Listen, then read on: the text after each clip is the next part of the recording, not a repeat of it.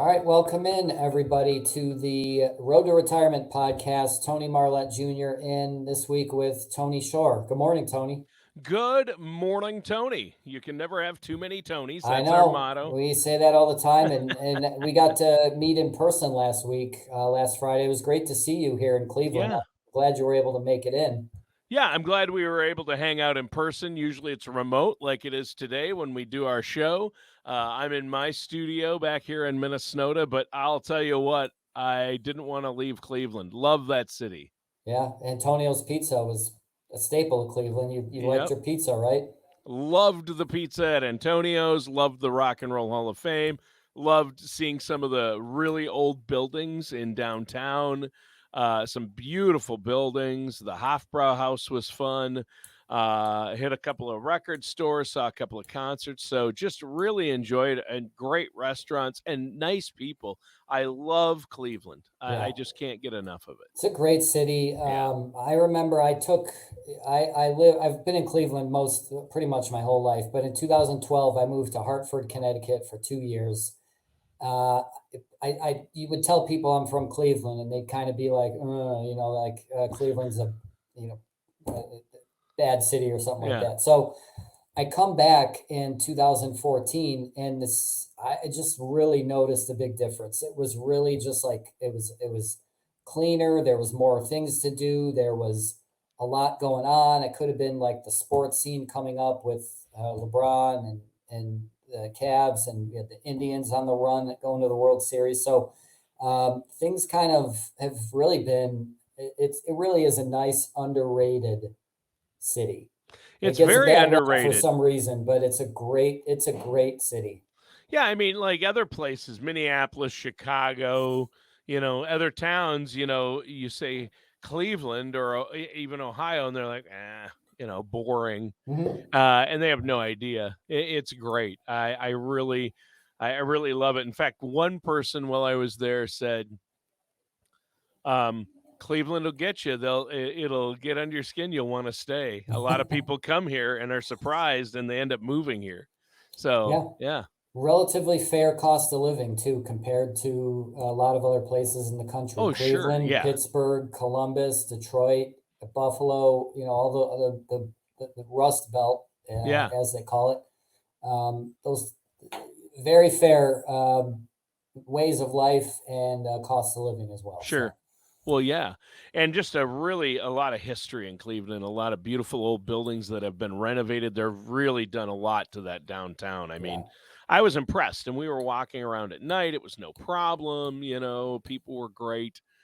So that's good. So we're talking about Roths today, right? Yeah, Roth conversions. We've been having a lot of these discussions with clients lately. I think I'm pretty sure we've discussed these before, but it's been over a year. So I think it's worth revisiting. Agreed. We'll talk a little bit about why we're talking about it now with timing and everything. But what is it? A lot of people would ask, well, what is a Roth conversion? A lot of people have come in here and asked us about a Roth conversion. So let's start with what it is. So just a real quick synopsis. You have pre-tax retirement accounts like a standard 401k and a traditional IRA. Those are all what are known as tax deferred. So when you accumulate assets in those accounts over the years, unlike a traditional brokerage account, you do not pay taxes on that money. You only pay taxes when you withdraw the money. So $1 million IRA, when you get to be, say, age 65, is not really $1 million. You still have taxes on that money. So the idea behind a Roth conversion, a Roth IRA, is the exact opposite. You've already paid taxes on any money that is in a Roth IRA. Thus, if you follow the rules, you withdraw it when you're supposed to, as long as you have it 5 years and you're age 59 and a half, everything, even the earnings, every penny that's in that account comes out tax free. So about 12, 13 years ago, they created a process to get IRA money that's pre-tax into Roth, and you pay taxes on the conversion to get it into the Roth, to get it to be post-tax. So it sounds like an amazing vehicle for retirement, a Roth IRA, and it sounds like something everybody would want to do, but there are limitations. and you have to be careful making the conversion, right? This is a big reason to work with someone like yourself, Tony. You and Chris, this is what you do. You help people make sure they don't make a costly mistake, right? Absolutely. And that's like a lot of things that we talk about, but this might be one of the biggest. Actually, it might be the biggest thing that you want to work with somebody on, because a lot of times you're not converting small sums of money from IRA to Roth. You want to really make an impact and get taxes out of the way now. So, yes, we have ways in which we can take the assets and a process in which we do it that makes it the most efficient, and just gives us the least likelihood of something adverse happening. Yeah. So the idea behind, really the benefits of this, and some of the drawbacks, a lot of people make some pretty good points with the drawbacks. So when you do the conversion, it's a taxable event. So if you have, however much in there, it all counts as income in the year in which you convert it. So somebody would say, ouch, I have to pay taxes on that money when I go to file, or at the time of the conversion. And that's correct. It's the Band-Aid approach. You're not inching off the Band-Aid. You're taking that thing off and you're just ripping it. And it's going to be painful. But you are that's a valid point. You pay the taxes on that money, and it's usually not, like we said, they're not small sums of money. But the payoff is the upside is much bigger. It's worth it. The reason we are even talking about it is, for a lot of people, everybody's situation is different, as you've always said. But Tony, I assume that the payoff is worth it in the long run, because that grows tax free. The interest is tax free. The earnings, the principal, all comes out tax free. In retirement, when taxes will probably be higher, taxes will go up. I think we all assume that. And I would assume they would have to go up at this point. Right. We're at historically low tax rates right now. So why not pay when the taxes are low on the seed, and then the crop, when you harvest it, you don't have to pay taxes on all that, right? I like it. I like it. And then you mentioned about taxes going down. The Tax Cuts and Jobs Act is going to expire in 2025. So, or at the end of 2025. So at that point, I don't even think it's a partisan issue or a political issue. I don't think anybody on either side of the aisle would disagree with the fact that taxes are going to go up. Sure. They're going to go up. No doubt about it. They'll go up, and they have nowhere to go but up, if nothing else, just because of all the COVID spending, if nothing else. But there are obviously other things too. Yeah, but you're talking about benefits and drawbacks. So ripping the Band-Aid off sounds like it could be painful. That's a drawback, having to pay all the taxes on the money you convert now, if you're taking it out of a tax deferred account and putting it into a Roth. That's correct. Yeah. So if you're taking it out now, you're paying the taxes. It is taxable. There's two ways to do it. One, you could take the withholding and take the amount out of the conversion. However, if you do it that way, you'll have less that you're actually moving over into the Roth, thus making it a little bit harder to make up for what was withheld in taxes. Because remember, if you have 25% withheld in taxes, you have to earn more than 25% to get back to where you were. Yes. So there's that aspect of it. The ideal aspect is if you do not do any withholding and just bite the bullet and have write the big check at the end of the year, or at the beginning of next year when you file your income taxes. Now, easier said than done on that, because most people are not going to enjoy writing $50,000 to $100,000 checks for taxes in one lump sum to the government. Sure. So we're talking about, if you have a 401k or a traditional IRA, taking that money and making a Roth, converting it into a Roth, right? Isn't that what we're talking about? Right. Converting it into the Roth, and then. And so you don't have to worry when you do that about the 59.5 rule. Let's say you're 45 or 50 or 55 or 56. You can convert your 401k money into a Roth, right? You just have to pay the taxes on it. Correct. Yes, Okay. absolutely. Just clarifying that for our Yep. listeners and Yep. viewers. Yep. All right. And then I had a slide. It's not cooperating with me, but there's a really powerful, really good slide from Gradient, from our friends over at Gradient. So I'll try to work on that. But then the biggest thing we talked about, why do this now? We're having a lot of these conversations. I think we're having a lot more of these conversations now than we have been really at any point since I've been in this business and since the Roth conversion has been a thing. And I think people are starting to realize your whole working career, you've heard nothing but accumulate, accumulate, accumulate. And a lot of people have done a pretty nice job with accumulating assets. Yeah. However, that pre-tax 401, that pre-tax IRA is a ticking tax time bomb.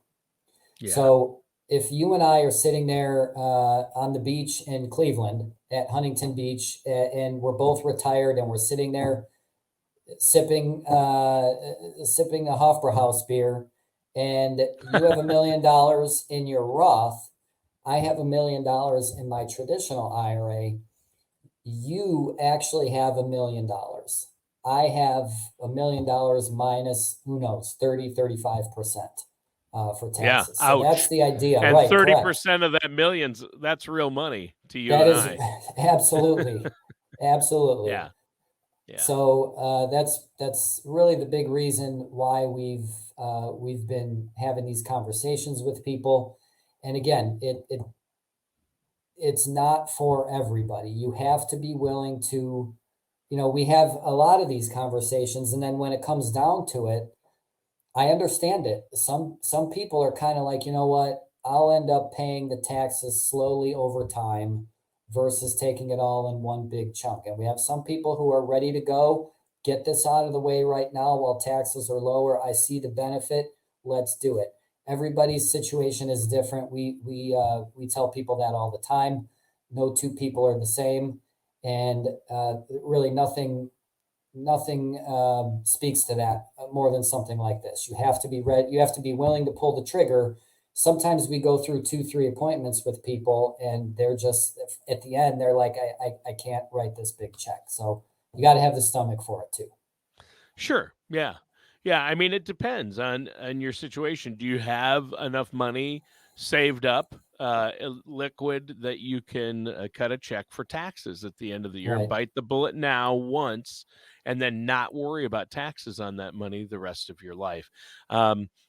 It's the reward versus the pain right now for the long term. And sometimes that's hard for people. We don't like to make sacrifices if the payoff is down the road. Right. It's human nature is, I want it now, right? I Right. want the benefit now, and push the payoff and the hurt until later. But that's not always a good idea, especially when you're talking about your retirement, right? Right. Show that Check it chart out. though. Yeah, I will. I really like this chart because it shows a lot more of the benefits rather than just the taxes. So let's pull this back up. And there's one key benefit on here. Is that back up? Yep, it's back up. It looks good. Okay. And I can hear you. All right, good. So the client age 60, 500,000 in a pre-tax IRA. Assume a tax liability and 5% annual growth on average. And it's, if you're 60, you have 13 years before RMDs are going to hit right now. So by the time you get to RMD age, required minimums, you're going to owe about 180,000 total in your lifetime on taxes. Wow. Just on RMDs, 180,000 in your life on in taxes on required minimum distributions. Now, say you don't want those required minimum distributions in a savings account. Say you're okay and you don't want to take and just leave it sit there, and you reinvest those. It's in a taxable brokerage account because you can't put it back into a non-taxable account. So you're going to have about 77,000 in taxes on those realized earnings. That's whether you draw the money out or not. And then finally, you pass the IRA on at death to your heirs, whether it's spousal or to your children. You're going to pay about they're going to pay about 120,000 in taxes just on that alone. So all of a sudden, your age 60, $500,000 IRA, by the time you pass away, 376,000 plus on average is based on this calculation is going to go towards taxes. Wow. On the other hand, you convert it to a Roth right away, assuming a 25% tax liability, you pay 125,000 in taxes on the conversion, which you don't have to pay taxes on the conversion. You don't have to convert everything all at once. You always pay taxes on the conversion. You do not have to pay to do the conversion all at once. You can do it in little pieces, but just for calculation purposes here, you do a $500,000 conversion, 25% in taxes is 125. Guess what? No RMDs on a Roth IRA, so you have no taxes there. You don't pay tax on growth, and you don't pay taxes to pass it on. That 125,000 that you've paid on the conversion is the amount that you'll owe in taxes for the entirety of the Roth IRA. Yeah. So even the growth, even money on the growth, you won't have to pay on a Correct. Roth, right? Yep. And It's going then to stay in that account and grow. And when you're, do you have to, let's say you pass away Mhm. and you have a Roth IRA with $500,000 in it. Yeah. And I pass and I have a Roth, a tax-free account, 500,000, I pass away and the beneficiary is my son.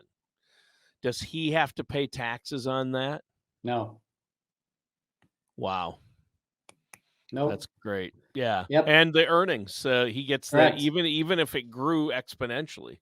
Right. Even if I earned, whatever percentage on that I earned and it grew, no taxes. Correct. Yep. That's- So see, really that's- your tax liability is up front. You truly are getting it out of the way. Wow. One thing that, you talked about working with somebody on this. One way that we can do this efficiently, we have solutions where we can actually put say if you have taxes withheld or even if you don't, we can always look at something that would pay you a bonus to work with them. So if we can get a bonus of 6, 8, 10%, that might help take off, cure some of the pain from what you either had withheld on the conversion or what you might pay in taxes. And by the way, bonus is going to be our code word today. Go to onestopadvisors.com/giveaway, win a $100 Giant Eagle gift card. So password or code word today is going to be bonus. But the takeaway from that is just to make sure that you're working with a financial professional, like you said earlier. Yeah, that's huge. Okay, so the keyword, the password is bonus. Right. And what's the website they need to go to? OneStopAdvisors.com/giveaway. /giveaway. Yep, that's OneStopAdvisors.com/giveaway, and advisors is with an ORS at the end. So Yeah. just keep that in mind for our listeners who aren't viewing the YouTube video of this, who can't see that scrolling across the bottom of our screen. OneStopAdvisors.com/giveaway. Enter the secret password bonus, the secret keyword bonus, and you'll be entered to win that gift card. That's awesome. Yeah, advisors is one of those words where you can see it both ways. I don't know And why it's- Yeah, I don't know why in the English language we have words that mean basically the same thing Right. or the same thing, but you can spell them different ways and it's still correct. Right. You can see advisors, ERS and ORS, and they both work. But when you're talking about a financial advisor, it's always ORS. I've always seen it as OR as well. Yeah. So Yeah. All right. Well, I think that's a wrap for today. You can get in touch with us, brooksidetax.com. Give us a call at 440-886-3550 or stop in our office. We've had quite a bit of foot traffic this year, people coming in, noticing us. We've been in this location for a while now for almost, I think it's been longer than I've been here. So 3 years at least. Oh, wow. Check us out on YouTube, Facebook. We post different things on our YouTube channel. and Facebook page, we keep a little bit lighter with staff bios, pets, babies, family, things like that. That's So- awesome. All right. Well, thank you, Tony. Great show today. Listeners and viewers, thanks for tuning in. And that does it for today's episode of All right. Retirement with Tony Marlette Jr. Thank you, Tony. Thanks, everyone.